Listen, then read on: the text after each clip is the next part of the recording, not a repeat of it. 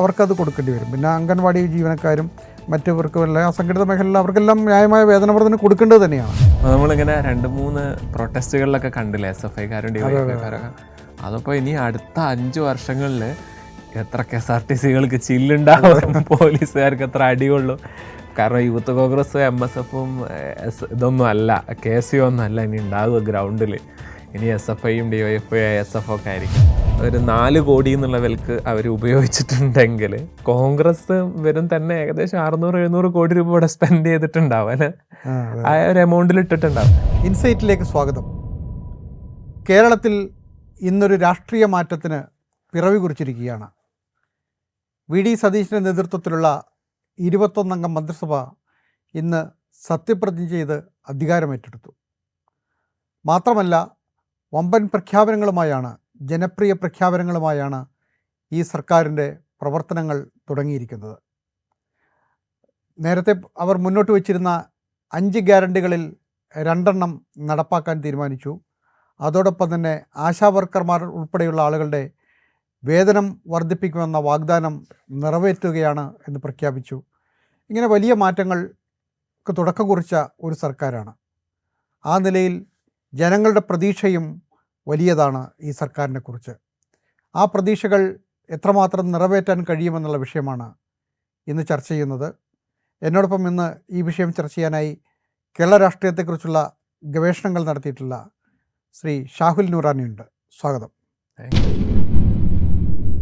ഇന്ന് ഒരു പുതിയ സർക്കാർ 10 വർഷത്തിന് ശേഷം UDF സർക്കാർ ചുമതല ഏറ്റെടുത്തിരിക്കുകയാണ്. ഒരു പുതിയ യുഗം പിറന്നിരിക്കുന്നുവെന്നാണ് VD സതീശനും UDF ഒക്കെ പറയുന്നത്. പഴയ രാഷ്ട്രീയമല്ല, ഒരു പുതിയുഗ രാഷ്ട്രീയമാണ് ഞങ്ങൾ മുന്നോട്ട് വയ്ക്കുന്നതെന്നാണ്. നേരത്തെ പിണറായി വിജയനൊക്കെ പറഞ്ഞത് നവകേരളത്തിൻ്റെ ഒരു രാഷ്ട്രീയമാണ് മുന്നോട്ട് വയ്ക്കുന്നതെന്ന്.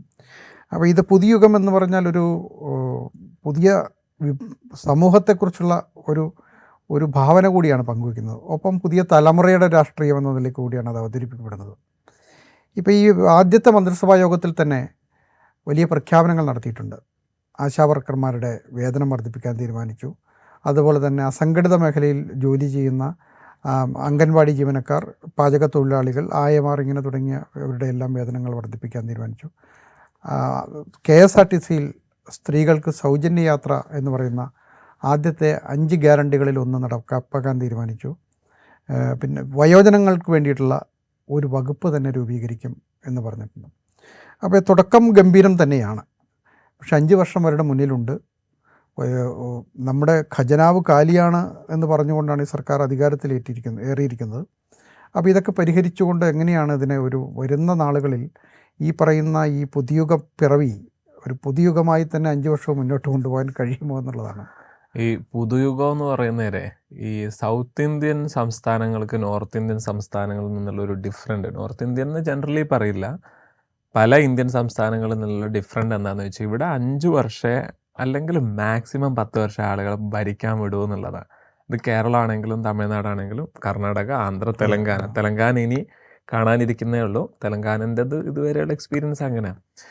അപ്പോൾ VD സതീശന് അവിടെ ഒരു സത്യപ്രതിജ്ഞ ചെയ്ത് കയറുന്ന സമയത്ത് അതിലൊരു മോർ ദാൻ ഹാഫ് ആളുകളും പുതിയ ആളുകളാണ്. അതിൽ കുറച്ച് ആളുകൾ ആദ്യമായിട്ട് സഭയിലെത്തുന്നത്. അപ്പോൾ ഈ പുതിയ ബ്ലഡ് നമ്മളെ ഗവേൺ ചെയ്യാൻ വരുന്നേരം, ഭരിക്കാൻ വരുന്നേരം അതിൻ്റെ ഒരു പോസിറ്റീവ് എന്താണെന്ന് വെച്ചാൽ, ഒരു ടീം ഒരു 5-10 വർഷം 10 വർഷമൊക്കെ ഭരണത്തിൽ ഇങ്ങനെ ഇരിക്കുന്ന സമയത്ത് അവരുടെയും ജനങ്ങളുടെ ഇടയിലുള്ള ലെയർ ഭയങ്കര കൂടുതലായിരിക്കും. ജനങ്ങളിൽ നിന്ന് ഗ്യാപ്പ് അതിങ്ങനെ ജനങ്ങളിൽ നിന്ന് വലിയ രീതിയിൽ അകന്നിട്ടുണ്ടാവും. അതുകൊണ്ടാണ് നമ്മൾ പറയാറുണ്ട്, ഒരു 10 വർഷമൊക്കെ ഗവൺമെൻറ്റിൽ ഇരിക്കുന്ന ആളുടെ ചുറ്റും പിന്നെ ഉണ്ടാവും അയാളെ കുറേ മധു പറയുന്ന, അയാളുടെ റൺമൂളികളായിട്ടുള്ള കുറച്ച് ആളുകളായിരിക്കും. ഇയാൾക്കൊരിക്കലും ജനങ്ങളുടെ ന്യൂആൻസസ് മനസ്സിലാക്കാൻ കഴിയില്ല. കാരണം ജനങ്ങൾക്ക് അയാളിലേക്ക് എത്താൻ, ഇപ്പം CMന് പിണറായി വിജയനെ ഇപ്പോൾ 2026 അദ്ദേഹം വരുമായിരുന്നെങ്കിൽ അദ്ദേഹത്തെ കാണാൻ, അദ്ദേഹത്തിലേക്ക് എത്താനുള്ളൊരു എത്ര ഇത് കടന്നു പോകണ ഒരു സാധാരണക്കാരന്. പക്ഷേ 2026 നമ്മൾ ഇന്ന് കണ്ടില്ലേ, സെക്രട്ടേറിയറ്റിൽ ആദ്യമായിട്ട് പൊതുജനങ്ങൾ കയറുന്നൊരു സാഹചര്യം എന്ന് പറയുന്നുണ്ടല്ലോ. അത് മാത്രമല്ല, നമ്മളിനി ശരിക്കും കാണുന്നത് വെച്ചാൽ ഇനി ഈ സ്റ്റേജിൽ പ്രത്യേകിച്ച് ഇവർ കഴിഞ്ഞ 10 വർഷത്തോളമായിട്ട് ജനങ്ങളോടൊപ്പം സമരത്തിലാണ്, ജനങ്ങളോടൊപ്പം പല മൂവ്മെൻറ്റുകളുടെയും ഭാഗമായിട്ട് നിന്നവരാണ്. അത് റിഫ്ലക്റ്റ് ചെയ്യുന്നുണ്ട് ആ ഫസ്റ്റ് പ്രഖ്യാപനങ്ങളിൽ തന്നെ. ആശാവർക്കർമാരുടെ വേതന വർധനവിലൊക്കെ അത് കൃത്യമായിട്ട് ഒന്നതാണ്. രണ്ടാമത്തത് പിന്നെ ഇത് സ്ത്രീകളുടെ KSRTC സൗജന്യ ഇത്, അതുപോലെ ബാക്കി പെർക്കുകളൊക്കെ തന്നെ. പിന്നെ നമ്മൾ വേറൊരു കാര്യം മനസ്സിലാക്കേണ്ടത്, ആദ്യഘട്ടത്തിൽ UDF സർക്കാർ വരുന്നേരോ കോൺഗ്രസ്സുകാർക്ക് വലിയൊരു പ്രതീക്ഷ, പാർട്ടിക്കാരെ സംബന്ധിച്ചിടത്തോളം അവരെ പ്രതീക്ഷ ഏറ്റവും വലുത് ഒന്ന് പോലീസാണ്. പോലീസിൽ തന്നെ കഴിഞ്ഞ 10 വർഷമായിട്ട് പല രീതിയിൽ അടികൊണ്ട ആളുകളാണ്. അപ്പം അതിൽ വന്ന ആ പ്രഖ്യാപനം കണ്ടില്ലേ, SIT പ്രഖ്യാപിച്ചിരിക്കുന്നത് മുഖ്യമന്ത്രിയുടെ നവകേരള യാത്രയിൽ കരിങ്കൊടി കാണിച്ച ആളുകളെ ഗവൺമെന്റ് തല്ലിയത് വിഷയത്തിൽ അതൊരു SIT അന്വേഷിക്കും. അതൊരു സിഗ്നലാ ശരിക്കും. ഫസ്റ്റ് മീറ്റിംഗ് തന്നെ ഒരു SIT പ്രഖ്യാപിക്കണമെന്നുണ്ടെങ്കിൽ ഇവർ പ്രവർത്തകർക്ക് കൊടുക്കുന്ന ഒരു സിഗ്നൽ എന്താണെന്ന് വെച്ചാൽ, അതിലെന്താ വെച്ചാൽ അന്ന് തല്ലുകൊണ്ട ഒരാൾ ഇന്ന് MLA ആയി കൂടെ സഭയിലുണ്ട് എന്നുള്ളൊരു വിഷയം കൂടെ ഉണ്ട്. എന്തായാലും അതായത് ഇതൊരു സിഗ്നലാ. ഇപ്പോൾ കഴിഞ്ഞ 10 വർഷത്തോളം പോലീസ് എന്ന് പറയുന്നത് അതിനൊരു ഫ്രീ ഹാൻഡ് സർക്കാർ കൊടുത്തിട്ടുണ്ടോ? ഇവിടുത്തെ പിന്നെ ഇടതുപക്ഷത്തിൻ്റെ ലീഡേഴ്സിന് പോലും പോലീസ് സ്റ്റേഷനിൽ ഒരു റോളും ഇല്ല എന്നുള്ള സ്ഥിതി പോലും ഉണ്ടായ ഒരു സാഹചര്യത്തിലൂടെ കടന്നുപോയ കോൺഗ്രസ്സുകാരെ സംബന്ധിച്ചിടത്തോളം വലിയൊരു പ്രതീക്ഷയാണ് ഈ പ്രഖ്യാപനം കൊടുക്കുന്നത്. പിന്നെ നമ്മൾ ഓവറോൾ നോക്കുന്ന സമയത്ത് ഒരു പുതിയ ഗവൺമെൻറ് വരുന്നേരം കോൺഗ്രസ്സിനെ സംബന്ധിച്ചിടത്തോളം അവർ പ്രതീക്ഷിക്കുന്നത്, നിങ്ങളൊന്നും കണ്ടില്ല, അവിടെ എല്ലാ കേന്ദ്ര നേതൃത്വവും അവിടെ വന്നിരിക്കുന്നുണ്ട്. അവർ പ്രതീക്ഷിക്കുന്ന ഒരു കാര്യം, 2028 ഇനി എലക്ഷൻ വരാനിരിക്കുകയാണല്ലോ, അതിൽ കർണാടകയിലും തെലങ്കാനയിലും എലക്ഷൻ വരാനിരിക്കുക. എനിക്ക് തോന്നുന്നു ഹിമാചൽ പ്രദേശിലും ആ സമയത്ത് തന്നെ ആയിരിക്കും എലക്ഷൻ വരാനിരിക്കുന്നത്. ഈ സ്റ്റേറ്റുകളിലാണ് ഇപ്പോൾ കോൺഗ്രസ് ഭരിച്ചുകൊണ്ടിരിക്കുന്നത്. ഇതിൽ തെലങ്കാന ചിലപ്പം ഭരണം റീറ്റെയിൻ ചെയ്തേക്കാം. പക്ഷെ മറ്റ് 2 സംസ്ഥാനങ്ങളുടെയും ചരിത്രം നോക്കുന്ന സമയത്ത് അവിടെ ഭരണം കോൺഗ്രസിന് ഉണ്ടായിക്കൊള്ളണമെന്നുണ്ടാവില്ല. ഇനി കോൺഗ്രസ് ഇന്ത്യയിൽ ഏതെങ്കിലും രീതിയിൽ വരുമെന്ന് തോന്നുന്ന ഒരു സ്ഥലം പഞ്ചാബും ആയിരിക്കും. ഇപ്പൊ 2029 ആം ആദ്മി പാർട്ടി ഒരു പ്രതിസന്ധി നേരിടുന്നുണ്ട്. അവിടെ പിന്നെ കോൺഗ്രസ് ആണ് the best next alternative. BJP വളർന്നു വന്നിട്ടില്ല. അപ്പോൾ 2029 ലോക്സഭാ ഇലക്ഷൻ ഫേസ് ചെയ്യുന്ന സമയത്ത് കോൺഗ്രസ്സിന് ഏതെങ്കിലും രീതിയിൽ അവരുടെ ഇലക്ഷൻ ഫിനാൻസ് ചെയ്യാൻ പറ്റുന്ന 2 സ്റ്റേറ്റുകൾ, അതിലൊന്ന് കേരളമായിരിക്കും, പിന്നെ ഒന്ന് തെലങ്കാനയായിരിക്കും, പിന്നെ മൂന്നാമത്തത് വേണമെങ്കിൽ പഞ്ചാബും ആയിരിക്കും. അപ്പോൾ ഒരു കോൺഗ്രസ് പാർട്ടിയുടെ പെർസ്പെക്റ്റീവ് എന്ന് ചിന്തിക്കുമ്പോൾ അവർക്ക് ഇവിടെ അവർക്ക് കർണാടകത്തിൽ ഇപ്പം ഭരണത്തിലുണ്ട്, തമിഴ്നാട്ടിൽ ഭരണ പങ്കാളിത്തമുണ്ട്. അപ്പൊ അതിലേക്ക് സൗത്തിൽ അവർക്ക് കുറച്ചുകൂടെ ചെറിയൊരളവിലുണ്ട്. അവർ ഈ BJPയുടെ ഇത്രയും വലിയൊരു ക്യാഷ് റിച്ച് ആയിട്ടുള്ള ക്യാമ്പയിനെ ഫേസ് ചെയ്യാൻ അവർക്ക് ചിലപ്പം കേരളത്തിൽ നിന്നായിരിക്കും ഉണ്ടാവുന്നത്. അപ്പോൾ അവർ ഇങ്ങനെ ആലോചിക്കും, പാർട്ടി AICC കേന്ദ്രത്തിൽ ഇങ്ങനെ ആലോചിക്കുന്നത് നമുക്ക് ഫിനാൻസ് ചെയ്യാനുള്ളൊരു സ്പേസ്, ആ ഫിനാൻസ് ഇവിടെ നിന്ന് കണ്ടെത്തണമെന്ന് അവർ ആലോചിക്കുന്നുണ്ടാവും. ഇങ്ങനെ വേണമെങ്കിൽ നമുക്ക് പറയാം, ഈ ഏർലി സിഗ്നൽസ് വെച്ച് നോക്കുന്നവരെ. പിന്നെ അവരുടെ പൊളിറ്റിക്സിനെ സംബന്ധിച്ചൊരു വലിയ ബൂസ്റ്റ് ആണല്ലോ ഇപ്പോൾ നടന്നിരിക്കുന്നത്. സൗത്ത് ഇന്ത്യയിൽ ഈ പറയുന്ന പോലെ 4-5 സംസ്ഥാനങ്ങളിൽ 3 സംസ്ഥാനങ്ങളിൽ അവരുടെ ഭരണവും തമിഴ്നാട്ടിൽ ഭരണ പങ്കാളിത്തവും ഒക്കെ ഉണ്ടായി എന്ന് പറഞ്ഞാൽ സൗത്ത് ഇന്ത്യയിൽ അവർക്ക് കുറച്ചൊരു എക്സ്പാൻഷൻ ഉണ്ടായിട്ടുണ്ട്. ഒരു സ്റ്റേറ്റൊക്കെ 10 വർഷമായി ഇടതുപക്ഷം ഭരിച്ചുകൊണ്ടിരുന്ന ഒരു സ്റ്റേറ്റാണല്ലോ അവർ തിരിച്ചു പിടിക്കുകയാണല്ലോ ചെയ്തത്. അപ്പോൾ അതിൻ്റെ ഒരു ആവേശം സ്വാഭാവികമായിട്ടും ഇന്നൊക്കെ അവരുടെ ഈ സത്യപ്രതിജ്ഞാ ചടങ്ങിലെത്തിയ വലിയ ആവേശകരമായ ജനക്കൂട്ടമാണ് എത്തിയത്. കേരളത്തിൻ്റെ ഏതാണ്ട് എല്ലാ ഭാഗങ്ങളിൽ നിന്നും ആളുകൾ എത്തി.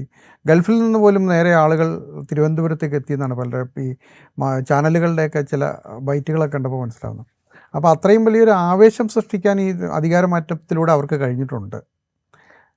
ഇതിൽ കേരളത്തിൽ 982 മുതലുള്ള ഒരു സാഹചര്യം നോക്കുന്ന സമയത്ത് ഒരു റൂട്ടീൻ എക്സസൈസാണ് മലയാളികൾ ചെയ്തു പോകുന്നത്. 5 വർഷം കൂടുന്ന ആളുകൾ ഒഴിവാക്കിയിട്ട് 5 വർഷത്തേക്ക് പുതിയ ടീമിനെ ഏൽപ്പിക്കുക എന്ന് പറയുന്നത്.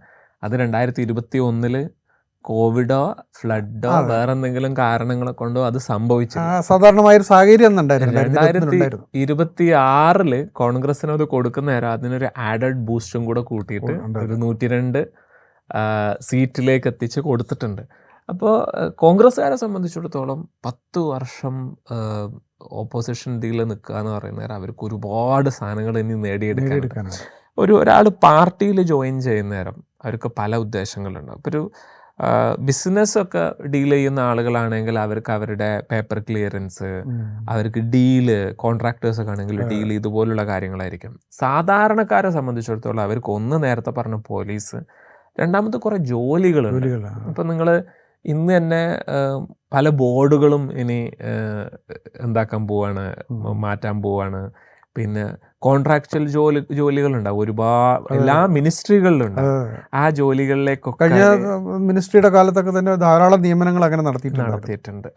അതിലായിരിക്കും ഒരു സാധാരണ കോൺഗ്രസ് അതല്ലെങ്കിൽ UDF പ്രവർത്തകരെ സംബന്ധിച്ചിടത്തോളം ഉണ്ടാവുന്ന പ്രതീക്ഷ, ആഹ്ലാദം, മെറ്റീരിയൽ ആഹ്ലാദങ്ങൾ ഇനി വരാനിരിക്കുന്നേ ഉള്ളൂ. ഇനിയിപ്പോൾ PSC മെമ്പർമാരെ മാറ്റം വരാൻ പോവുകയാണെന്ന് പറയുന്നുണ്ട്. ഇപ്പോൾ കുറച്ച് 2-3 കാര്യങ്ങളാണ് അവർ പ്രഖ്യാപിച്ചിരിക്കുന്നത്.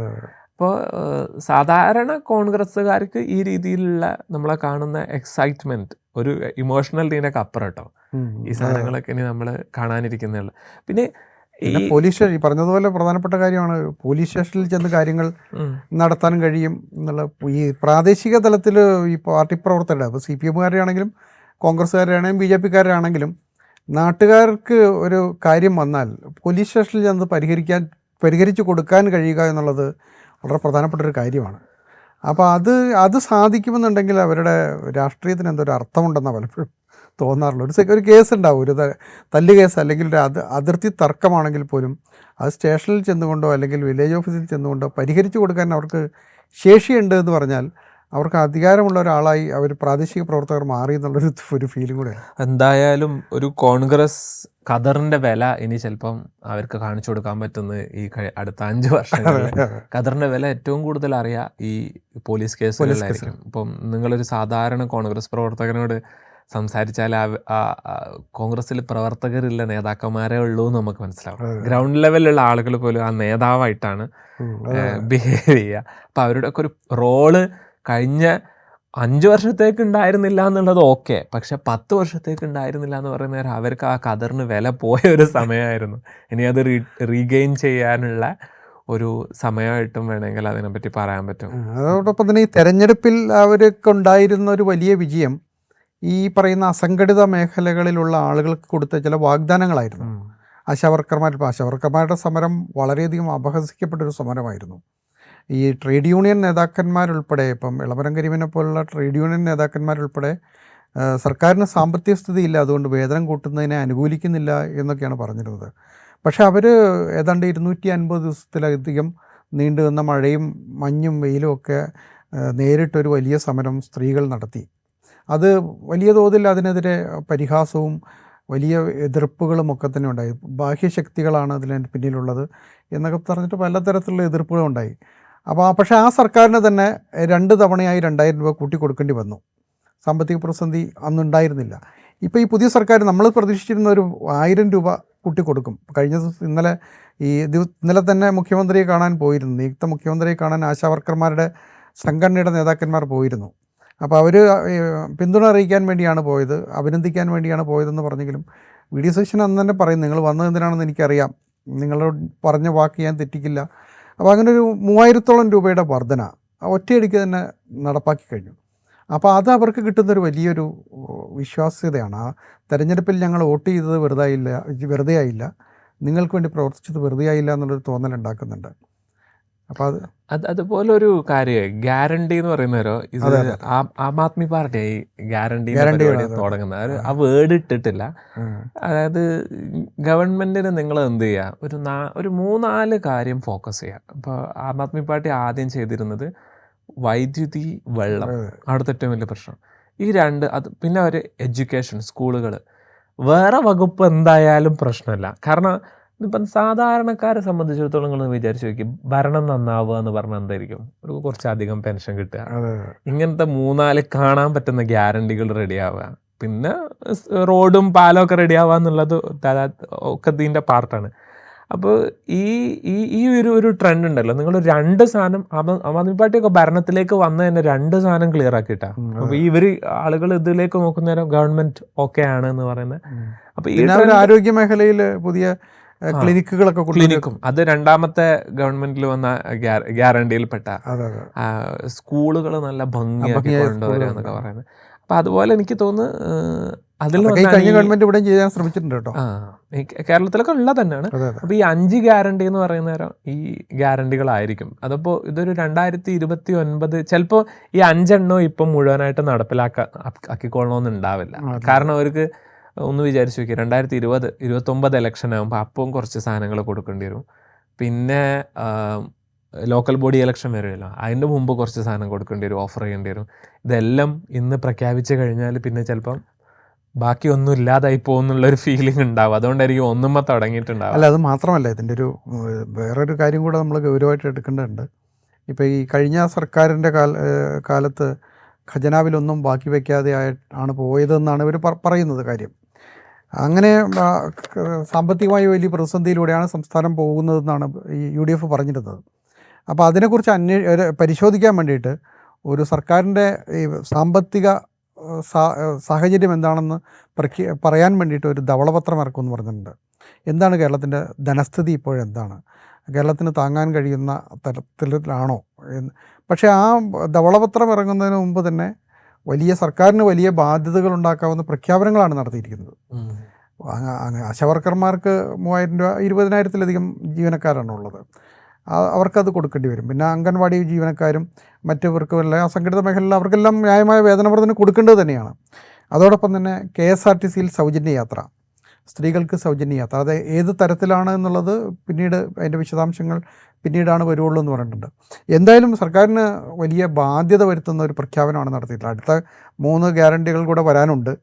അപ്പോൾ ഇതെങ്ങനെ മറികടക്കുമെന്നുള്ളതാണ് സത്യത്തിൽ ഈ സർക്കാരിൻ്റെ മുൻപിലുള്ളൊരു വലിയ വെല്ലുവിളിയാണ്. ഈ KSRTCൻ്റെ അവർ മോഡൽ പറഞ്ഞിരിക്കുന്നത്, KSRTCയിൽ സ്ത്രീകൾക്ക് സൗജന്യ യാത്ര എന്ന് പറയുന്നത് കർണാടകയാണ്. മുമ്പ് ഇതുപോലെ ചെയ്തിരിക്കുന്നത് തമിഴ്നാട്ടിലുണ്ടോയെന്നുള്ള എനിക്ക് കറക്റ്റ് അറിയില്ല. ഡൽഹിയിലും കർണാടകയിലും ഞാൻ ഡയറക്റ്റായിട്ട് എക്സ്പീരിയൻസ് ചെയ്തു എന്ന് പറയാം. ഈ 2 സംസ്ഥാനത്തെയും പ്രത്യേകത എന്താണെന്ന് വെച്ചാൽ അവിടെ പബ്ലിക് ട്രാൻസ്പോർട്ട് എന്ന് പറയുന്നത് കംപ്ലീറ്റ് ഗവൺമെൻറ്റാണ്. അപ്പോൾ ഈ കർണാടകയിൽ ഒട്ടുമിക്ക സ്ഥലങ്ങളിലും ആ രീതിയിലാണ്, പ്രൈവറ്റ് വളരെ കുറവാണ്. പക്ഷെ ഞാൻ അറിയില്ല കേട്ടോ ഇനി ഏത് രീതിയിലാണ് ഇത് വരാൻ പോകുന്നത്. കേരളത്തിൽ ഇത് നടപ്പിലാവുകയാണെങ്കിൽ നമ്മളുടേത് ഒരു 75-80% ട്രാൻസ്പോർട്ടും പ്രൈവറ്റാണ്. അപ്പോൾ ഇത് പ്രൈവറ്റ് ബസ് ഓടിക്കുന്ന ബസ് ഓപ്പറേറ്റേഴ്സിന് ഏത് രീതിയിലായിരിക്കും ബാധിക്കുക? അവർക്ക് നഷ്ടം വരുവാണെങ്കിൽ, ആ മേഖല തകരുവാണെങ്കിൽ, അല്ല അവർ ആ പ്രശ്നം ഉന്നയിച്ചിട്ടുണ്ടല്ലോ, കഴിഞ്ഞ ദിവസം തന്നെ പറഞ്ഞിട്ടുണ്ട്. അത് ആ മേഖല തകരുവാണെങ്കിൽ ജോലി മാത്രമല്ല, ട്രാൻസ്പോർട്ടേഷൻ എന്ന് പറഞ്ഞാൽ ആ ഒരു വലിയൊരു റോള് ചെയ്യുന്നുണ്ടല്ലോ പ്രൈവറ്റ്. അതെങ്ങനെയായിരിക്കും ബാധിക്കുക എന്നുള്ളത് വളരെ ഒരു സംശയമുള്ളൊരു കാര്യമായിരിക്കും. കാരണം ഇപ്പോൾ കർണാടകയിൽ പക്ഷെ നമ്മളിവിടെ റോഡിലിറങ്ങിയാൽ ഒരുപാട് KSRTC ബസ്സൊന്നും കിട്ടില്ല. നമ്മളിപ്പോൾ ഒരു ബസ് സ്റ്റോപ്പിൽ പോയി നിന്ന് കഴിഞ്ഞാൽ ഏറ്റവും കൂടുതൽ വരുന്ന പ്രൈവറ്റ് ബസ്സുകളായിരിക്കും. ചില മേഖലകളിൽ മാത്രമാണ് ഈ ട്രാൻസ്പോർട്ട് ബസ്സുകൾ, KSRTC ബസ്സുകൾ കൂടുതലുള്ള ഉള്ള മേഖല. അപ്പോൾ അതുകൊണ്ട് അത്രയധികം പ്രൈവറ്റ് വ്യവസായത്തെ ബാധിക്കുമെന്ന് പറയാൻ പറ്റില്ല. പക്ഷേ പ്രൈവറ്റിനെ ബാധിക്കാൻ ആ 1-2 KSRTC ബസ് ആ റൂട്ട് പോയാൽ മാത്രം മതി. അതാ ഞാൻ പറയുന്ന വിഷയം അത് തന്നെയാണ്. ഈ KSRTCകൾക്ക് ഒരിക്കലും ഇവിടുത്തെ ആളുകൾക്കുള്ള പബ്ലിക് ട്രാൻസ്പോർട്ടേഷനുള്ള ആവശ്യത്തെ അബ്സോർബ് ചെയ്യാൻ മാത്രം കപ്പാസിറ്റി ഇല്ല. പക്ഷേ ഇവർക്ക് ഈ നയം മാത്രം മതി കേരളത്തിലെ ട്രാൻസ്പോർട്ടേഷൻ സിസ്റ്റം മൊത്തം കൊളാവാണ്. എന്തായാലും ഓൾറെഡി ക്രൈസിസ് നേരിട്ടുകൊണ്ടിരിക്കുന്ന മേഖലയാണ് പ്രൈവറ്റ് ബസ് സർവീസ് എന്ന് പറയുന്നത്. അപ്പോൾ ഇതിന് ഏത് രീതിയിലായിരിക്കും സർക്കാർ സോൾവ് ചെയ്യുക? ഇപ്പോൾ നിങ്ങൾ കർണാടകയിലൊക്കെ ഒരു ദൂരയാത്ര 150-200 കിലോമീറ്ററൊക്കെ ഉള്ള ദൂരയാത്രയിലേക്ക് പോകുമ്പോൾ സ്ത്രീകളൊക്കെ എന്താണെന്ന് വെച്ചാൽ ആധാർ കാർഡുമായിട്ടാണ് കയറുക. അപ്പോൾ കണ്ടക്ടർ ഇങ്ങനെ ചോദിക്കും എന്താണ്, അപ്പോൾ സ്ത്രീകൾ ഇങ്ങനെ പറയും ആധാർ കാർഡ് എന്ന് പറഞ്ഞാൽ നാറ്റീവാണെന്ന്. അപ്പോൾ അവർക്ക് കൺസെഷൻ ഉണ്ട്. അപ്പോൾ കേരളത്തിൽ ഇനി എന്താ സംഭവിക്കുകയെന്ന് ചോദിച്ചാൽ അധിക സ്ത്രീകളും KSRTCയിൽ തന്നെ ആയിരിക്കും കയറുക. ഫാമിലി ആയിട്ട് പോകുന്നവരാണെങ്കിലും സ്ത്രീകൾക്ക് കൺസെഷൻ ഉള്ളതുകൊണ്ട് ആണുങ്ങളും അതിൽ തന്നെ ആയിരിക്കും കയറുക. അപ്പം അതിലെന്തായാലും ഫുള്ളായിരിക്കും. പക്ഷെ വേറൊരു കാര്യം വിചാരിക്കേണ്ടത്, ഇതെന്തായാലും പ്രൈവറ്റിനെ ബാധിക്കും. അപ്പം KSRTC തകരൂല എന്നുള്ളത് വേറെ വിഷയം. തകർന്നാലും നമുക്ക് അതൊരു വിഷയം തന്നെയാണ്. തകരുകയാണെങ്കിൽ നമുക്ക് അതിലേക്ക് എക്സ്ട്രാ ക്യാഷ് ഇടാന്ന് വിചാരിക്കും. പക്ഷെ അങ്ങനെ ഇടാനുള്ള ക്യാഷ് നമ്മുടെ ട്രഷറിയിൽ ഉണ്ടോ എന്നുള്ള, ഇനി എവിടെന്തെങ്കിലും ഉണ്ടെങ്കിൽ ക്യാഷ് ഇട്ടെന്ന് വിചാരിക്കുക. ഞാൻ ചോദിക്കുന്നത് ഈ പ്രൈവറ്റ് ബസ്സുകൾ എങ്ങനെയായിരിക്കും? പ്രൈവറ്റ് ബസ്സുകളെ ഏത് രീതിയിൽ ബാധിക്കും? എന്തായാലും ഒരു ബസ് പോകുന്ന, ഇപ്പോൾ തൃശ്ശൂരിൽ നിന്ന് കോഴിക്കോട് നിന്ന് തൃശ്ശൂരിലേക്ക് പോകുന്ന ഒരു പ്രൈവറ്റ് ബസ്സിൻ്റെ ഏതെങ്കിലും ഒരു സമയത്ത് ഒരു KSRTC ഉണ്ടാവില്ലേ, അപ്പൊ അത് പോരെ അവരെ തകർക്കാൻ. ആളുകൾ അതിലേക്കല്ലേ കമ്പയർ ചെയ്യുക. അപ്പോൾ നമ്മൾ പബ്ലിക് ട്രാൻസ്പോർട്ട് എന്താവും, ഇതൊക്കെ ചിന്തിച്ചിട്ടുണ്ടാവാം കേട്ടോ. ചിലപ്പോൾ UDF ടീം ചിന്തിച്ചിട്ടുണ്ടോ എന്ന് എനിക്ക് അറിയില്ല. ചിന്തിച്ചിട്ടുണ്ടെങ്കിൽ നല്ലത്, അല്ലെങ്കിൽ ഇതൊരു വലിയ ക്രൈസിസ് ആയിരിക്കും. പിന്നെ ഇപ്പോൾ ഈ ഇയാളെ മുഖ്യമന്ത്രി ഇന്ന് പറഞ്ഞത് ഇതിനുണ്ടാകുന്ന സാമ്പത്തിക ബാധ്യതകളെക്കുറിച്ച് പറഞ്ഞല്ലോ, അഡീഷണലായി വരുന്ന സാമ്പത്തിക ബാധ്യതകളുണ്ട്. അപ്പോൾ അത് വേണ്ടത്ര പഠിച്ചിട്ട് തന്നെയാണ് ഞങ്ങളിത് അവതരിപ്പിക്കുന്നത് എന്ന് പറഞ്ഞിട്ടുണ്ട്. അത് എങ്ങനെയാണെന്നൊക്കെ വിശദീകരിക്കുകയും അടുത്ത ദിവസങ്ങളിൽ നമുക്ക് അറിയാൻ പറ്റുള്ളൂ ഇത് എങ്ങനെയാണ് ഇതിനെ ബാധിക്കാൻ പോകുന്നതെന്നൊക്കെ ഉള്ളത്. അപ്പോൾ അത് അവർക്ക് വിട്ടുകൊടുക്കാം. കാരണം അത് അവർക്ക് ഒരു ഗവൺമെൻറ് എന്ന നിലയിൽ അവർക്കത് നടപ്പാക്കാൻ ബാധ്യതകളുണ്ടെങ്കിൽ അത് മീറ്റ് ചെയ്യാൻ പറ്റുന്ന തരത്തിലുള്ള കപ്പാസിറ്റി അല്ലെങ്കിൽ കഴിവ് അവർക്കുണ്ടെന്ന് നമുക്ക് വിചാരിക്കാം. ഇനിയിപ്പം അതിന് പുറമെ ഇനിയും വരാനിരിക്കുന്ന മറ്റ് 3 ഗ്യാരണ്ടികൾ എന്ന് പറയുന്നാൽ വീണ്ടും സാമ്പത്തിക ചെലവ് വരുന്നതാണ്. അപ്പോൾ അതിലൊന്ന് ഹെൽത്ത് ഇൻഷുറൻസാണ്. 25 ലക്ഷം രൂപയുടെ ഹെൽത്ത് ഇൻഷുറൻസ് ഒരു ഫാമിലിക്ക് ഉറപ്പുവരുത്തുമെന്നാണ് പറഞ്ഞിരിക്കുന്നത്. അപ്പോൾ അതും എങ്ങനെയാണത് കൈകാര്യം ചെയ്യുക എന്നുള്ളത് വ്യക്തമല്ല. കൊടുത്തിട്ടുണ്ട്. അതുപോലെ തന്നെ സ്ത്രീകൾക്ക് 1000 രൂപ വെച്ചിട്ട് ഗ്രാജുവേഷൻ ചെയ്യുന്ന സ്ത്രീകൾക്ക് 1000 രൂപ വെച്ച് കൊടുക്കും എന്ന് പറഞ്ഞിട്ടുണ്ട്. തൊഴിൽരഹിതരായ ആളുകൾക്ക് വായ്പകൾ കൊടുക്കും. അത് പലപ്പോഴും 5 ലക്ഷം രൂപ വരെ. അത് പക്ഷേ ബാങ്കുകൾ വഴിയാണ്. അതിപ്പം മുദ്രാ ലോണൊക്കെ പോലെ തന്നെ നടക്കാത്തൊരു പദ്ധതിയാണ്. പലപ്പോഴും ബാങ്കുകൾ അതിൽ ഒബ്ജക്ഷൻ ഉണ്ടാക്കും, അത് നടക്കാതെ പോകും എന്നുള്ളൊരു പ്രശ്നം കൂടിയുണ്ട്. അപ്പോൾ എന്തായാലും ഈ വലിയൊരു സാമ്പത്തിക ബാധ്യത വരുന്നതാണ് ഈ 5 ഗ്യാരണ്ടികൾ എന്ന് എണ്ണം കുറവാണെങ്കിലും കേരളത്തെ പോലെ ഒരു സ്റ്റേറ്റിന് വലിയ ബാധ്യതകൾ ഉണ്ടാക്കുന്ന, പ്രത്യേകിച്ച് കേന്ദ്ര സർക്കാർ നമ്മുടെ BJP ഇതര സ്റ്റേറ്റുകളോട് ഒരു മര്യാദയും കാണിക്കാറില്ല പണം തരുന്നതിൽ. എന്നാൽ പരമാവധി നമ്മുടെ സാമ്പത്തികമായി ബുദ്ധിമുട്ടിക്കുന്ന തരത്തിലാണ് ഈ ദക്ഷിണേന്ത്യൻ സ്റ്റേറ്റുകളോടും BJP ഇതര സ്റ്റേറ്റുകളോടും അവർ പുലർത്തുന്നത്. അപ്പോൾ അതിനെ എങ്ങനെയൊക്കെ മറികടക്കുമെന്ന് അതൊരു രാഷ്ട്രീയമായൊരു പരിഹാരം കൂടെ ഉണ്ടാകേണ്ടതുണ്ട്. അപ്പോൾ ഈ കഴിഞ്ഞ ഗവൺമെൻറ്റിനെ പോലെ തന്നെയാണോ ഈ കേന്ദ്ര സർക്കാരിനെ ഡീൽ ചെയ്യാൻ പോകുന്നത്? അപ്പോൾ അത് എങ്ങനെ പരിഹരിക്കുമെന്നുള്ളൊരു പ്രശ്നം കൂടെ ഉണ്ടെന്ന് തോന്നുന്നു. ഇതിൽ എനിക്ക് തോന്നുന്നു എല്ലാ സംസ്ഥാനങ്ങളിലും ഇന്ത്യയിൽ ഇതിനേക്കാളും വലിയ രീതിയിലുള്ള ഓഫറുകൾ ഇപ്പോൾ നടപ്പിലായിക്കൊണ്ടിരിക്കുന്നുണ്ട്. അത് മുന്നോട്ട് പോയിക്കൊണ്ടിരിക്കുന്നുണ്ട്. അപ്പോൾ ഇത് ഒരു 3000 രൂപ പെൻഷൻ, 1000 രൂപ കോളേജിൽ പോകുന്ന വിദ്യാർത്ഥികൾക്ക് കൊടുക്കുന്നത്, അതല്ല ആശാവർക്കർമാരുടെ സാലറി കൂടുന്നത്, ഇതൊക്കെ അബ്സോർബ് ചെയ്യാൻ അതല്ലെങ്കിൽ ഇതൊക്കെ ബെയർ ചെയ്യാനുള്ള കപ്പാസിറ്റി എന്തായാലും കേരള ഗവൺമെൻറ്റിന് ഉണ്ടാവും. കാരണം നമ്മളിതിൻ്റെ അതിന് സാമൂഹിക ശാസ്ത്രത്തിൻ്റെ സാമ്പത്തിക ശാസ്ത്രത്തിൻ്റെ ആൾക്കാരാണെങ്കിലും ഒന്നുകൂടെ പറയേണ്ടത്. ഏകദേശം 2.5 ലക്ഷം കോടിയാന്ന് തോന്നുന്നു കേരളത്തിൻ്റെ ബജറ്റ് വരുന്നത്. അത്ര ചെയ്യുന്ന അതൊരു വലിയൊരു ഇതുണ്ട്. അപ്പം എനിക്ക് തോന്നുന്നത് പറ്റുന്നു. എനിക്കൊന്നുകൂടെ തോന്നുന്ന ഈ കാര്യങ്ങൾ അതിൻ്റെ ഒരു സാമൂഹിക ഇമ്പാക്റ്റ് എന്തായിരിക്കും ഈ ഇതുപോലുള്ള നടപടികളുടെ. പിന്നെന്താണെന്ന് വെച്ചാൽ എപ്പോഴും ആളുകൾ ഇനി അടുത്ത സർക്കാരിന് എക്സ്പെക്ട് ചെയ്തതിലും കൂടുതലായിരിക്കും. 3000 പെൻഷനായിട്ടുണ്ടെങ്കിൽ 4000 5000 അടുത്ത സർക്കാർ എന്നല്ല ഇതിൽ നിന്ന് തന്നെ എക്സ്പെക്ട് ചെയ്യും. അതേതായാലും നിങ്ങൾ തരും, ഇതിൻ്റെ അപ്പുറത്തേക്കൊന്ന് തരും എന്നുള്ളതിനെ കുറിച്ചേക്കും ആലോചിക്കുന്നത്. അതിനെ എങ്ങനെ ഫേസ് ചെയ്യാൻ പറ്റും എന്നുള്ളതായിരിക്കും ഒരു ക്വസ്റ്റ്യൻ. പിന്നെ ഈ സാമ്പത്തിക ബാധ്യത ഉണ്ട് എന്ന് പറഞ്ഞുകൊണ്ട് ഇത് സോഷ്യൽ സെക്യൂരിറ്റിയുടെ പ്രശ്നമാണ്. പ്രായമായ ആളുകൾ, അതുപോലെ തന്നെ സ്ത്രീകൾ, അസംഘടിത മേഖലയിലുള്ള ആളുകൾ, ഇവരുടെ ഒരു സോഷ്യൽ സെക്യൂരിറ്റി ഉറപ്പുവരുത്താൻ ഒരു ഗവൺമെൻറ്റിന് ബാധ്യതയുണ്ട്. അതിനുവേണ്ടിയുള്ള വെൽഫെയർ മെഷേഴ്സ് എടുത്താൻ ഗവൺമെൻറ്റിനൊക്കെ അതിൻ്റെ ഉത്തരവാദിത്വമുണ്ട്. അപ്പോൾ അതിൽ നിന്ന് ഒഴിഞ്ഞു മാറേണ്ട കാര്യമില്ല. ആ നിലയ്ക്ക് ഒരു നല്ല സ്റ്റെപ്പായിട്ടാണ് ഞാൻ കാണുന്നത്. പക്ഷേ ഇനി ഇതിന് പണം കണ്ടെത്തേണ്ടതൊക്കെ ഗവൺമെൻറ് കണ്ടെത്തേണ്ട കാര്യങ്ങളാണ്. അവസാനം ജനങ്ങൾക്കുണ്ടല്ലോ ഇങ്ങനത്തെ 2-3 കാര്യങ്ങളെ കിട്ടുള്ളൂ.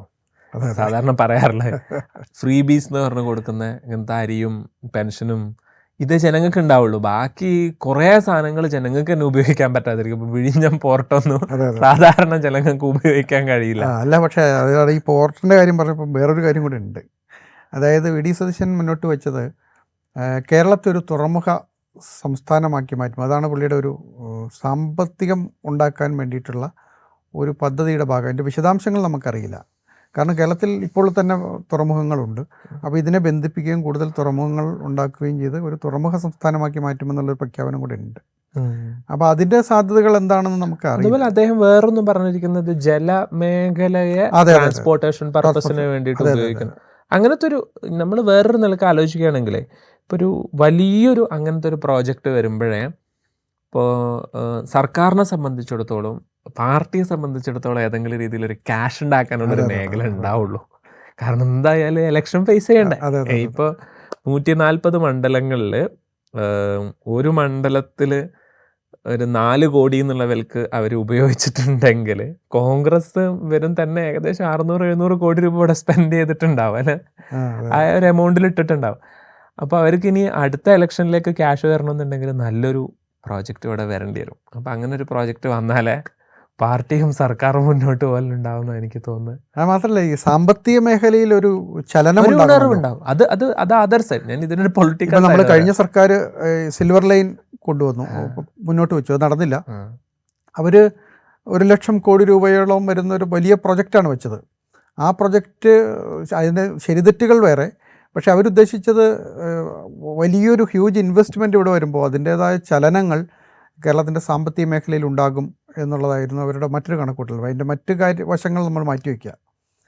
ഇതും ഇത്തരത്തിലുള്ളൊരു വലിയൊരു പ്രൊജക്റ്റ് കൊണ്ടുവന്നാൽ ഒരുപക്ഷെ അത് ഈ പറയുന്ന കേരളത്തിൻ്റെ തീരദേശ മേഖല മുഴുവൻ ഒരു വലിയ സാമ്പത്തിക ചലനം ഉണ്ടാക്കാനുള്ള സാധ്യതകൾ കൂടിയുണ്ട്. തീർച്ചയായിട്ടും ഉണ്ട്. അത് നമ്മൾ സാമ്പത്തിക മേഖലയെ വെച്ച് നോക്കുന്ന സമയത്ത് എന്തായാലും അങ്ങനത്തെ ഒരു പ്രോജക്റ്റ് ആവശ്യമാണ്. രണ്ടാമത് ഞാൻ ഇതിൻ്റെ ഒരു രാഷ്ട്രീയ വശമാണ് പറയുന്നത്. ഒരു രാഷ്ട്രീയ പാർട്ടിക്ക് പോകണമെന്നുണ്ടെങ്കിൽ അവിടെ ഒരു വലിയൊരു പ്രോജക്റ്റ്, ഇപ്പം കേരളയിൽ വന്നിട്ടുണ്ടായിരുന്നെങ്കിൽ 2 ലക്ഷം കോടിയുടെ പ്രോജക്റ്റാണ് എനിക്ക്. അതിൽ പാർട്ടിക്ക് എത്രമാത്രം ഹോൾസെയിൽ റീറ്റെയിൽ സാധനങ്ങൾ എടുക്കാൻ പറ്റുമായിരുന്നു എന്നുള്ളത് ഇമാജിൻ ചെയ്യാം. അതാണ് ഞാൻ പറഞ്ഞൊരു കാര്യം. തീർച്ചയായിട്ടും. അതോടൊപ്പം തന്നെ ഈ പൊളിറ്റിക്കലായിട്ട് ഇപ്പം ഉണ്ടായിരിക്കുന്ന ഒരു വിഷയം കൂടെ നമ്മൾ ഡിസ്കസ് ചെയ്യേണ്ടതുണ്ട്. അപ്പോൾ ഇപ്പോൾ ഈ ഞങ്ങൾ വാഗ്ദാനം പാലിക്കുന്ന ഒരു സർക്കാരാണ്, വാക്ക് പറഞ്ഞാൽ അത് നടപ്പാക്കുമെന്നുള്ളതാണ് മുഖ്യമന്ത്രി ഇടയ്ക്കിടയ്ക്ക് പറയുന്ന ഒരു കാര്യമാണ്. എന്ന് പറഞ്ഞാൽ ഈ ഗ്യാരണ്ടികൾ മാത്രമല്ല, ഈ പറയുന്ന മാനിഫെസ്റ്റോയിൽ പറയുന്ന കുറേ കാര്യങ്ങൾ വേറെയുണ്ട്. അത് വേണ്ടത്ര പ്രചരിപ്പിക്കപ്പെട്ടിട്ടില്ല. ഒരുപാട് വിഷയങ്ങൾ മാനിഫെസ്റ്റോയിൽ പറയുന്നുണ്ട്. ഈ ക്ഷേമ പദ്ധതികളായിട്ടും വികസന പദ്ധതികളായിട്ടും ആളുകൾക്ക് തൊഴിൽ കൊടുക്കുന്ന പദ്ധതികളായിട്ടും ഒക്കെ ധാരാളം കാര്യങ്ങൾ പറയുന്നുണ്ട്. അതുപോലെ തന്നെ വിദ്യാർത്ഥികളെ സംബന്ധിച്ചുള്ള വിദ്യാഭ്യാസം, ഈ യൂറോപ്പിലേക്കും അമേരിക്കയിലേക്കും പോയി പഠിക്കുന്ന കുട്ടികൾക്ക് ഇവിടെ തന്നെ നിൽക്കാൻ പറ്റുന്ന ഒരു സാഹചര്യം ഞങ്ങൾ ഉണ്ടാക്കും എന്നൊക്കെ പറഞ്ഞിട്ട്. അപ്പോൾ ഇതൊക്കെ വെറും വാക്കാണോ അതോ അത് നടപ്പാക്കി കാണിക്കാൻ പറ്റുമോ എന്നുള്ളതൊക്കെ ആ ഗവൺമെൻറ്റിൻ്റെ ആക്ഷനുകളിലൂടെയാണ് നമുക്ക് അറിയാൻ പറ്റുള്ളൂ. ഈ ഗവൺമെൻറ്റുകളെ ഇപ്പോൾ നിങ്ങൾ പറഞ്ഞതുപോലെ തന്നെ ഗവൺമെൻറ്റുകളുടെ എന്താണെന്ന് വെച്ചാൽ ഇത് ഒരിക്കലും ഒരു ബിസിനസ് പോലെ അല്ല. എന്താണെന്ന് വെച്ചാൽ അവർക്ക് അവരുടെ ഇൻകം ഫിക്സ്ഡ് അല്ല, എക്സ്പെൻസും ഫിക്സ്ഡ് അല്ല. അപ്പോൾ അവർക്കൊരു സ്ഥലത്ത് എക്സ്പെൻസീവായിട്ടുള്ള പുതിയ പ്രോജക്റ്റുകളോ പ്ലാനുകളോ അവർ ഡിക്ലെയർ ചെയ്യുന്നുണ്ടെങ്കിൽ ഗവൺമെൻറ്റുകളെ പറ്റി പറയാറുള്ളത് അവർക്ക് ഇൻകം ഉണ്ടാക്കാനുള്ള പറ്റ സോഴ്സുകളുണ്ട്. അപ്പം അത് തന്നെയാണ് VD സതീശനും പറയുന്നൊരു കാര്യം. കേരളത്തിൽ ഇൻകം ഉണ്ടാക്കാനുള്ള സോഴ്സുകളുണ്ട്. ആ സോഴ്സുകളിലൂടെ നമ്മൾ മാക്സിമം ഉപയോഗപ്പെടുത്തുകയാണെങ്കിൽ ഇത്ര ഇൻകം അല്ല കേരളത്തിലേക്ക് വരേണ്ടത്. അപ്പം ആ ലോജിക്ക് ഉപയോഗിക്കുകയാണെങ്കിൽ ഈ പ്രോജക്റ്റുകളൊന്നും ഒരിക്കലും ഒരു ബേർഡൺ ആവില്ല. പിന്നെ VD സതീശൻ്റെ ഒരു ഇതെന്ന് വെച്ചാൽ ഇതുവരെ ഭരണത്തിലിരിക്കാത്ത ആൾ എന്നുള്ള നിലക്ക് അദ്ദേഹത്തിന് ആ സ്ട്രോങ് ആയിട്ടുള്ള കാര്യങ്ങൾ അദ്ദേഹത്തിന് കീപ്പ് ചെയ്യാൻ പറ്റിയിട്ടുണ്ട്. അല്ലെങ്കിൽ ഞാൻ പറയുന്നത് ചെയ്യും എന്നൊക്കെ ശരിക്കും ആ ഒരു ഇത് നല്ല രീതിയിൽ ഉപയോഗപ്പെടും കേരളത്തിന്. എന്താണെന്ന് വെച്ചാൽ ഇംപ്ലിമെൻ്റ് ചെയ്യുന്ന ഒരാൾ ഒരു ന്യൂ ബ്ലഡ് വരുന്നവരും കിട്ടുന്ന ഒരു ബെനിഫിറ്റ് ആണ്. ഒരു പുതിയ വിഷനും ഉണ്ടല്ലോ, വിഷനുണ്ട്. ആ വിഷൻ നടപ്പാക്കാൻ കഴിയുമോ എന്നുള്ളതാണ് പ്രശ്നം. പിന്നെ ഇതിൻ്റെ ഒരു രാഷ്ട്രീയമായൊരു വശം എന്ന് പറഞ്ഞാൽ ഇപ്പം ഈ സർക്കാർ വരുന്ന സമയത്ത് തന്നെ അധികാരം ഏറ്റെടുക്കുന്നതിന് മുമ്പ് തന്നെ ചില സമരങ്ങളും പ്രചാരണങ്ങളും ഒക്കെ നടത്തുന്നത്. ഇപ്പോൾ KSRTCയിൽ സൗജന്യ യാത്ര കഴിഞ്ഞ 15-ാം തീയതി കൊടുക്കുമെന്ന് വാഗ്ദാനം ചെയ്തിരുന്നു. പക്ഷേ അതുകൊണ്ട് ഇത് അനുവദിക്കപ്പെട്ടിട്ടില്ല എന്ന് പറഞ്ഞ് മഹിളാ മോർച്ച എന്ന് പറയുന്ന സംഘടന KSRTC ബസ്സിൽ കയറിക്കൊണ്ട് ടിക്കറ്റ് എടുക്കാതെ യാത്ര ചെയ്തിരുന്നു. അത് ഒരു വശത്ത് അത് വളരെയധികം പരിഹാസത്തിനിരയായ ഒരു സമരമായിരുന്നു. അത് BJPക്കാർക്ക് പോലും അതിന് മറുപടി പറയാൻ പറ്റും. കാരണം ഒരു സർക്കാർ ചുമതലയേറ്റ് അധികാരത്തിൽ വരുന്നതിന് മുമ്പ് തന്നെ, അപ്പോൾ ഇന്നാണ് അവർ അധികാരമേറ്റിട്ട് അവർ ആദ്യ മന്ത്രിസഭാ യോഗത്തിൽ തന്നെ ജൂൺ 15 മുതൽ സ്ത്രീകൾക്ക് സൗജന്യ യാത്ര അനുവദിക്കുമെന്ന് പ്രഖ്യാപിച്ചിട്ടുണ്ട്. ഇനി അത് നോട്ടിഫിക്കേഷൻ വരണം, അതിൻ്റെ നടപടിക്രമങ്ങൾ പൂർത്തിയാക്കണം. അങ്ങനെയാണല്ലോ എവിടെയും പറ്റുള്ളൂ. അപ്പോൾ ഇതറിയാത്ത കുറച്ച് ആളുകൾ സമരവുമായി രംഗത്തിറങ്ങിയത്.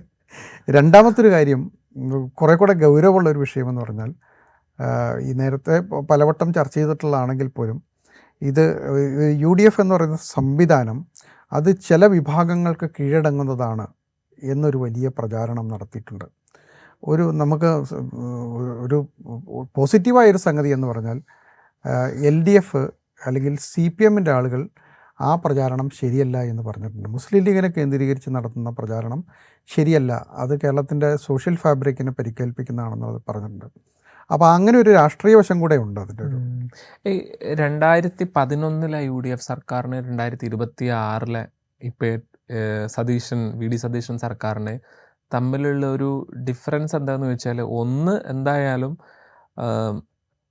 നമ്മൾ സോഷ്യൽ കോമ്പോസിഷൻ നോക്കുന്നവർ അതിൽ തീയ വിഭാഗങ്ങൾക്ക്, അതല്ലെങ്കിൽ ഈഴവ വിഭാഗങ്ങൾക്ക് പണ്ട് കരുണാകരൻ്റെ സമയത്ത് കിട്ടിയിട്ടുള്ള ഒരു റെപ്രസെൻറ്റേഷൻ മോഡലിലേക്ക് 3 മിനിസ്റ്റർമാർ ആ ഒരു വിഭാഗത്തു നിന്ന് വന്നിട്ടുണ്ട് എന്നുള്ളൊരു പോസിറ്റീവ് സൈനാണ്.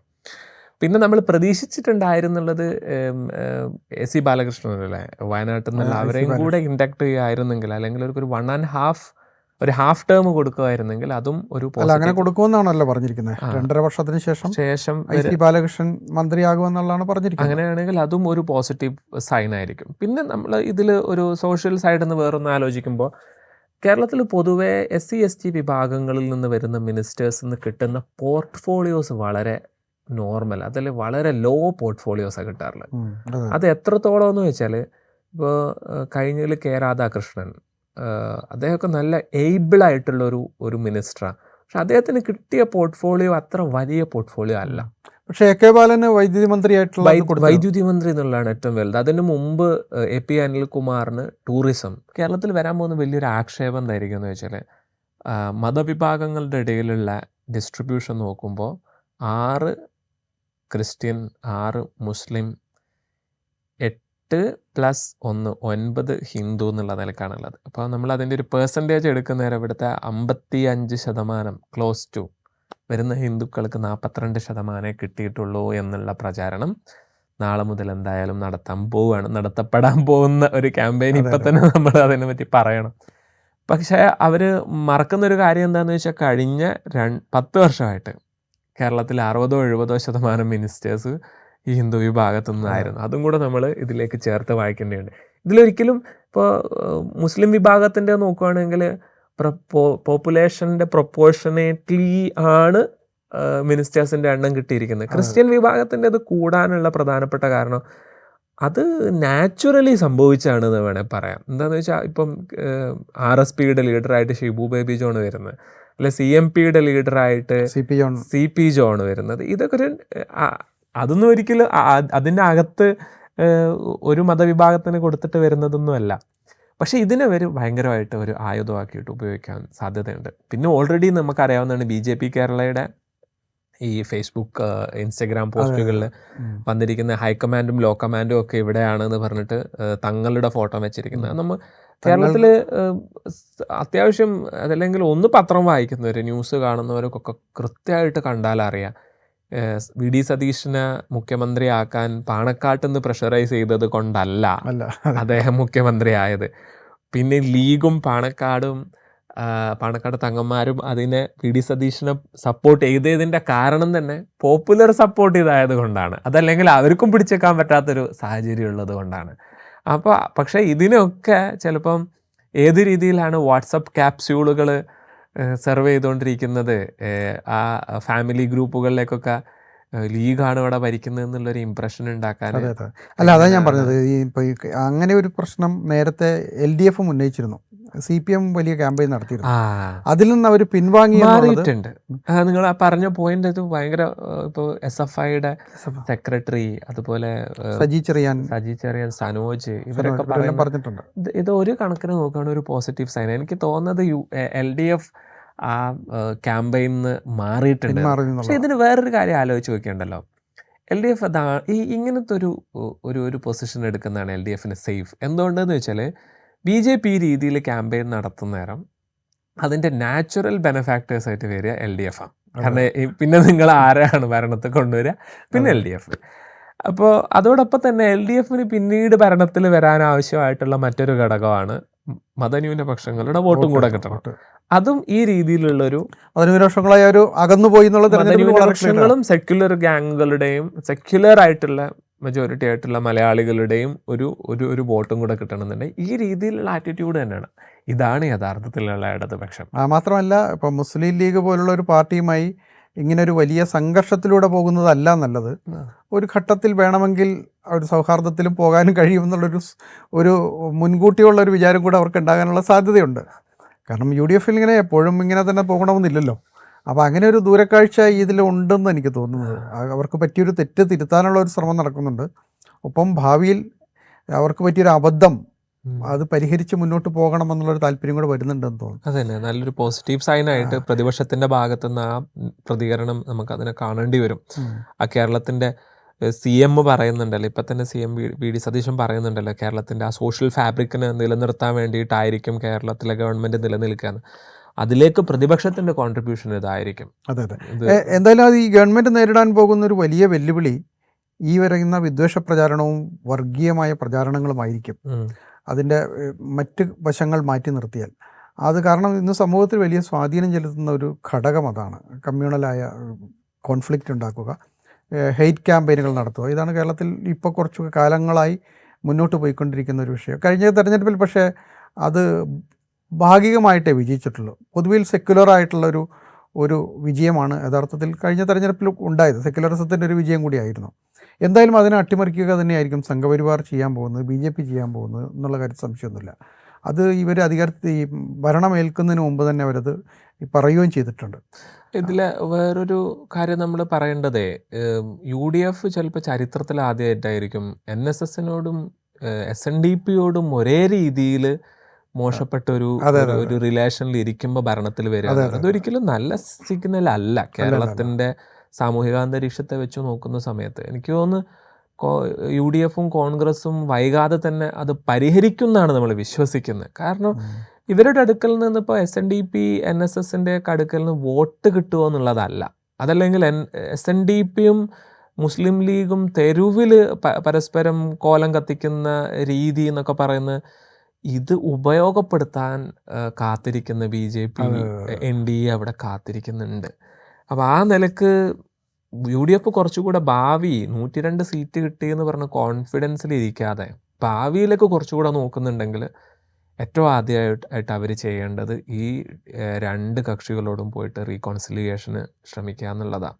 കാരണം ഈ NSSന്റെ SNDPന്റെ അടുക്കലുള്ള വോട്ട്, ആ വോട്ട് എന്ന് പറയുന്നത് അത് CPMന് കിട്ടിക്കൊണ്ടിരുന്ന വോട്ടല്ല, അത് UDFന് കിട്ടിക്കൊണ്ടിരുന്ന വോട്ടാണ്. വോട്ടിലപ്പുറം അവരുണ്ടാക്കുന്ന, ഇവർ ചിലപ്പം ചില സ്ഥലങ്ങളിൽ സപ്പോർട്ട് ചെയ്ത കാൻഡിഡേറ്റ്സ് പരാജയപ്പെട്ടിട്ടുണ്ടാവും, ഇവർ വിചാരിച്ച ആളുകൾ ജയിച്ചിട്ടുണ്ടാവില്ല, മന്ത്രിയായിട്ടുണ്ടാവില്ല, ഒക്കെ ശരിയാണ്. പക്ഷെ ഇവർക്ക് ഉണ്ടാക്കാൻ പറ്റുന്ന സോഷ്യൽ ഇമ്പാക്റ്റ് എന്ന് പറയുന്നത് ഭയങ്കര ഹൈ ആണ്. അത് ഇലക്ഷൻ്റെ അപ്പുറമാണ്. അപ്പൊ അവരോട് ഡീൽ ചെയ്യുന്ന ഒരു ഇലക്ഷൻ എന്നുള്ള നിലക്കല്ല സാമൂഹിക സംഘടനകളോട് ഡീൽ ചെയ്യുന്നത്. സമൂഹത്തിലൊരു വലിയ പോളറൈസേഷൻ ആണല്ലോ, ഒരു ധ്രുവീകരണം ഉണ്ടാക്കുന്നു, അതുപോലെ തന്നെ ഭിന്നിപ്പ് ഉണ്ടാക്കുന്നു. അതാണല്ലോ അവർ ചെയ്യുന്നത്. അത് ചെറിയ ചെറിയ തീപ്പരി മതി അതിന് ആളി കത്തിക്കാൻ വേണ്ടിയിട്ട്. അതാണ് പലപ്പോഴും ഉണ്ടാകുന്നത്. പക്ഷേ എനിക്ക് തോന്നുന്നത് അതവർ ഡിപ്ലോമാറ്റിക്കായി പരിഹരിക്കേണ്ട ഒരു പ്രശ്നമാണ്, സമുദായ സംഘടനകളുമായിട്ടുള്ള പ്രശ്നം. പക്ഷേ ഇത്തരത്തിലുള്ള ഈ പറയുന്ന ജനക്ഷേമകരമായ കാര്യങ്ങൾ ചെയ്യുന്നതിലൂടെ അത്തരം വിഷയങ്ങളെ മറികടക്കാൻ കഴിയില്ല എന്നുള്ളൊരു കാര്യം കൂടിയുണ്ട്. ജനക്ഷേമ പ്രവർത്തനങ്ങളിലൂടെ മാത്രം ഒരു സർക്കാരിന് തിരിച്ചു വരാൻ കഴിയില്ല. അവിടുത്തെ സാമൂഹിക ഇക്വേഷൻസും വളരെ പ്രധാനപ്പെട്ടതാണ്. അത് പ്രത്യേകിച്ച് എന്താണെന്ന് വെച്ചാൽ, ഞാനൊരു കാര്യം പറയാം, ഇവിടെ എന്ത് വികസന പ്രവർത്തനങ്ങൾ വന്നാലും ഈ വരുന്ന 5 വർഷങ്ങളിൽ SNDPയും NSSും സർക്കാരുമായിട്ട് ചെറിയ രീതിയിൽ ഒരു അഡ്ജസ്റ്റ്മെൻറ്റിലേക്ക് വന്നിട്ടില്ലെങ്കിൽ അതെപ്പോഴും ഒരു എന്താ പറയുക, ഒരു ചീച്ചിലായിട്ട് ഇങ്ങനെ നിലനിൽക്കും. അത് ഒരിക്കലും കേരളത്തിലെ ജനങ്ങൾ ഇഷ്ടപ്പെടുന്നത് ആയിരിക്കില്ല. അത് വേറെ രീതിയിലായിരിക്കും അത് റിഫ്ലക്റ്റ് ചെയ്യുക. ഇപ്പോൾ SNDP മുസ്ലിം ലീഗും തമ്മിലുള്ള ബന്ധം ഇപ്പം അങ്ങോട്ടും ഇങ്ങോട്ടും പ്രസംഗിക്കുക, കോലം കത്തിക്കുക, ഇതെങ്ങോട്ടേക്കാണ് പോവുക? ഇത് ഭരിക്കുന്ന പാർട്ടിയാണ്. പ്രതിപക്ഷത്തിരിക്കുമ്പോഴുള്ള പ്രശ്നമല്ല. പ്രതിപക്ഷത്തിരിക്കുമ്പോൾ ആണെങ്കിൽ നിങ്ങൾക്കത് ഭരണകക്ഷിയുടെ പ്രശ്നമാണെന്ന് പറയാം. ഭരിക്കുന്ന പാർട്ടി അല്ലെങ്കിൽ ഭരിക്കുന്ന കക്ഷിയായിട്ട് ഈ രീതിയിൽ ഒരു മതസംഘടന പ്രശ്നം ഉണ്ടാക്കുന്നുണ്ടെങ്കിൽ അത് നല്ല സിഗ്നൽ ആയിരിക്കില്ല. അത് സാമൂഹിക തലത്തിൽ മാത്രമല്ല, അത് ഇലക്ഷനിലും റിഫ്ലക്റ്റ് ചെയ്യും. അതിനൊരിക്കലും നമുക്ക് കുറേ പിന്നെ ഫ്രീ ബീസ് കൊടുത്തിട്ടോ വെൽഫെയർ കൊടുത്തിട്ടോ ഒന്നും കവറപ്പ് ചെയ്യാൻ കഴിയില്ല. അതിപ്പോൾ നമ്മൾ പല സ്ഥലങ്ങളിലും കണ്ടതാണ് ഇന്ത്യയിൽ തന്നെ ഈ രീതിയിലുള്ള സാഹചര്യങ്ങൾ. അപ്പോൾ ഏറ്റവും നല്ലത് ഈ സംഘടനകളൊക്കെ വോട്ട് ചിലപ്പം അവർ പറഞ്ഞെടുത്തൊന്നും നിന്നിട്ടില്ലെങ്കിലും പവറുള്ള അവരുമായി ഒരു സൗഹാർദ്ദ ബന്ധത്തിൽ പോകുന്നത് തന്നെയാണ് എപ്പോഴും നല്ലത്. അത്രയും വിദ്യാഭ്യാസ സ്ഥാപനങ്ങളും സാമൂഹിക ഓർഗനൈസേഷനൊക്കെ ഉള്ള ആളുകളാണ്. അപ്പൊ അവരോടൊക്കെ നല്ലോണം പോവുക എന്നുള്ള ഇടത്തൊക്കെ തന്നെയാണ്. ഇത് RSSഉം BJP ഒന്നും അല്ലല്ലോ. ഇവിടുത്തെ ചില ആളുകൾ അവർക്ക് വേണ്ടിയിട്ടാണ് ജോലി ചെയ്യുന്നതെന്നുള്ള പ്രശ്നമുണ്ട്. ശരിയാണ്. അതൊക്കെ ഇപ്പൊ കേന്ദ്രത്തില് ഭരണമുള്ളത് കൊണ്ടാണെന്നൊക്കെ മനസ്സിലാക്കിയിട്ട്. പിന്നെ ഇതിൽ വേറൊരു സംഗതി എന്ന് പറഞ്ഞാൽ ഇപ്പൊ ഈ പ്രശ്നങ്ങൾ പലപ്പോഴും ഉണ്ടായിട്ടുണ്ട്, പല ഘട്ടങ്ങളിലും ഉണ്ടായിട്ടുണ്ട്, പല ഗവൺമെൻറ്റുകളുമായിട്ടും ഉണ്ടായിട്ടുണ്ട്. പക്ഷേ ഈ അധികാരത്തിൽ ഒരു കക്ഷി വന്നു കഴിഞ്ഞാൽ പിന്നെ ഈ സമുദായ സംഘടനകളുടെ നേതാക്കന്മാർ പിന്നെ അവർക്ക് ആ ഗവൺമെൻറ്റുമായി വലിയ സംഘർഷത്തിലും പോകാറില്ല. അവർ ചില സമ്മർദ്ദങ്ങൾ പ്രയോഗിക്കും, ഞങ്ങളുടെ ആളുകളെ മന്ത്രിയാക്കണം. ഇപ്പോൾ രമേശ് ചെന്നിത്തല ഒരു ഘട്ടത്തിൽ NSSകാരനായി മാറുന്നത് അങ്ങനെയാണ്. താക്കോൽ സ്ഥാനത്ത് നിയമിക്കണമെന്ന് പറഞ്ഞ് G. സുകുമാരൻ നായർ വലിയ പ്രസംഗങ്ങൾ നടത്തിയപ്പോഴാണ് ആ സമ്മർദ്ദത്തിൽ അദ്ദേഹത്തെ ആഭ്യന്തരമന്ത്രിയായി നിയമിക്കേണ്ടി വന്ന സാഹചര്യം ഉണ്ടായി. പക്ഷേ പിന്നീടുള്ള ഘട്ടങ്ങളിൽ ആ ഗവൺമെൻറ്റുമായി ചേർന്ന് പോവുകയാണ് ചെയ്തത്. അപ്പോൾ ഈ അധികാരവുമായി ഇപ്പോൾ കേന്ദ്രത്തിൽ അധികാരത്തിലുള്ള ആളുകളുമായി ഇവർക്കൊരു ബന്ധമുണ്ട്, പ്രത്യേകിച്ച് SNDP യോഗത്തിൻ്റെ ആളുകൾക്കുണ്ട്. NSSന് അത്രയും അടുപ്പമുണ്ടോ എന്ന് സംശയം. പക്ഷേ അതുകൊണ്ട് ഈ അധികാരത്തിലേക്ക് ഒരു ഗവൺമെൻറ് വന്നതിന് ശേഷം ഈ കോൺഫ്ലിക്റ്റ് ഇല്ലാതായി പോവുകയാണ് സാധാരണ സംഭവിക്കാറ്. അപ്പോൾ ഇപ്പോൾ ഉണ്ടായിരിക്കുന്ന ഈ പറയുന്ന താൽക്കാലികമാണെന്ന് തന്നെയാണ് വിചാരിക്കുന്നത്. പക്ഷേ ഈ പറയുന്ന മുസ്ലിം ലീഗ് അല്ലെങ്കിൽ മുസ്ലിങ്ങളെ ചൂണ്ടിക്കാട്ടിക്കൊണ്ടുള്ള പ്രശ്നം അത് അതിനപ്പുറത്താണ്, സാമൂഹികമായി അതിനപ്പുറത്തുള്ളൊരു വിഷയമാണ്. അതിനെ ഇവരെങ്ങനെ കൈകാര്യം ചെയ്യും അതൊരു ഗവൺമെൻറ്റിന് മാത്രമായി കൈകാര്യം ചെയ്യാൻ പറ്റുന്ന കാര്യമല്ല. അത് അല്ലാതെ തന്നെ സാമൂഹികമായി തന്നെ പരിഹരിക്കേണ്ട ഒരു വിഷയം.